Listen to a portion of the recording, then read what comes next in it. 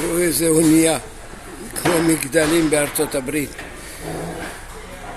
אלה חדרים שהמרפסות נוטות החוץ כלפי פנים האונייה. בשני הצדדים יש מרפסות, ואנחנו כאן נמצאים בחדר האוכל.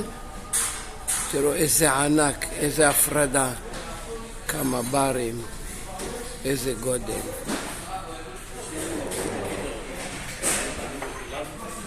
כל זה חדר האוכל ומקומות ישיבה.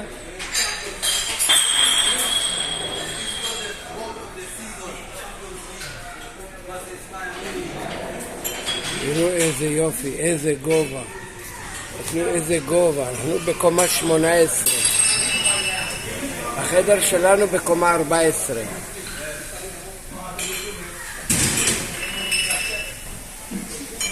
אחר כך אני אצלם לכם את החדר. יש כאן בר.